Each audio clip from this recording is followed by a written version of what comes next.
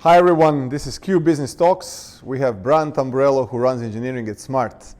Brian, thank you for coming to our little show and thank you for being our true partner for the last 4 years.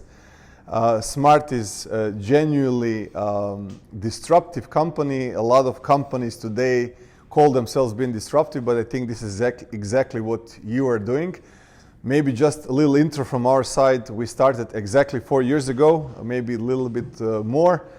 Now we have 24 people, very smart, bright engineers working for you guys on your projects, and only 4 people in the last 4 years decided to leave the project and find some other clients, which tells a lot about how well you are treating your people and how well you're organized, and how exciting it is, to be working with you. This is what I'm hearing from my team. So now this is the opportunity to discuss that, what is so cool and different about your company, and why all these engineers love working with you. So tell us a little bit more about who Smart is. Well, thank you. That was a really nice intro. As you said, I'm Brian and I look after engineering, and engineering specifically is over 300 people, and the wider Smart business, which includes our various sub-brands, is over 800 people and growing.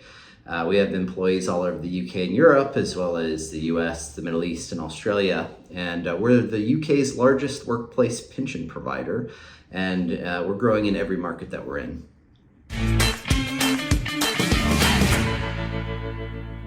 A little bit more about your role. You run engineering, Yeah. But how do you create value on a daily basis? Well, the global engineering team predominantly looks after Keystone, which is our largest pensions platform, and the original one, which we spun out of Smart Pension. Engineering is part of a joint product engineering department, and we're organized by functional domain. What that means is that although all of engineering rolls up into me, our various squads take their day-to-day tasking from the domains that they're embedded in, and this allows their kind of first team to be really product-led and oriented towards subject matter expertise in their respective domains, while still enabling specialist engineering leaders such as myself to be responsible for career development, people issues, making universal improvements to the way we work, to the tools that we use, etc. We have pensions, which are here for a few centuries already, and then you have technology. So what are the trends that you see in the upcoming years in this industry? Well, pensions is a rather slow-moving industry, as you've just implied, compared to the rest of finance, and particularly compared to technology, I suppose. And that's partially a function of the nature of pensions themselves, of retirement as an industry. They're very long-lived products, and the customer engagement lifecycle is measured in decades. And so what's unique about Smart is that we're bringing modern technology of the sort used at other tech and fintech companies into an industry that's really ripe for disruption. One of the interesting things about the long game of the retirement industry is that volatility is actually quite low. Our clients' money, and therefore our platform, is set up to ride out the kind of short-term bang and bust cycles that many other startup tech companies come and go as part of.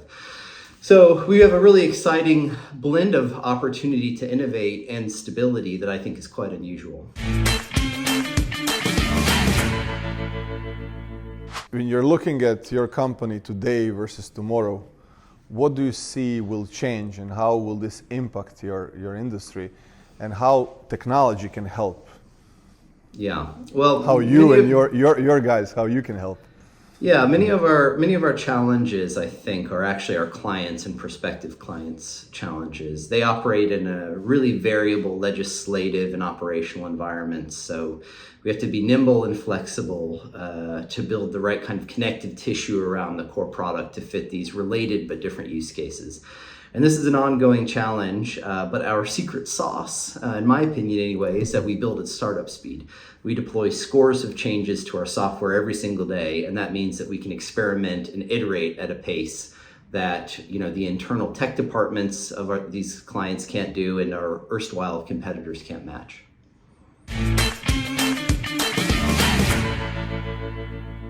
And then you start working with a company like Q. We have 24 people working on your projects. So why Q? What is the rationale between this marriage?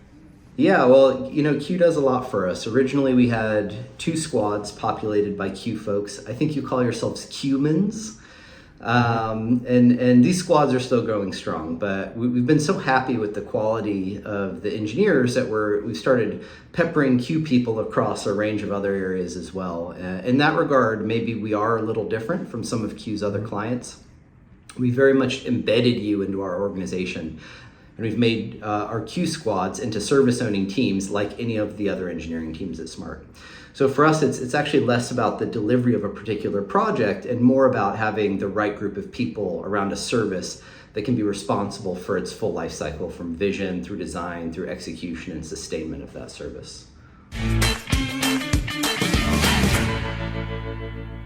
So what is it like to be working with Q? You've been here to our premises, your colleagues are now coming, our guys will go to London very soon. We have a lot of communication, you have a lot of interaction with us. Can you tell us a little bit more, how does this work? Yeah, well, I think the other engineering managers and I are in agreement that pound for pound, Q engineers are among our best. We really do think of you guys as part of the Smart team, and we've done some great work together. I think that is reflected in sort of the high retention rate we've seen with your guys that are aligned to us. And we're looking forward to doing more with them and doing more business with you as well. And I always ask the same question, and I'm looking forward to hear your answer. So if Q was an animal, what animal would that be? I think maybe Q is not like one animal, but a team of animals. And I'm thinking of like a colony, a zoo. No, like a colony that works together, a colony of like leafcutter ants. Any given ant is pretty strong. Ants are known for being able to lift remarkable weight, more than their body weight. But as a team, they aim at a target, a leaf perhaps. They break it into pieces and they make quick work of it. And I think the comparison to how we work here is pretty obvious. Big problems broken into small pieces, delivered iteratively all the way through to the nest. I'm not sure what the nest is in this analogy, but you know where I'm going with this, the outcome that we're looking for. It's very, very interesting. I'm always looking forward to what kind of new analogies will people bring to the table, but that one is very, very cool and very biological. Thank you for that. But it's a good analogy. Yeah, thank you. Thank you for that. Thank you for being a true partner. Like I said, our teams really enjoy working with you, and I hope that this is going to be the case in the future. I'll be in London soon, so see you physically, face to face very soon. Thank you for your time. Thank you. Bye-bye. See you later.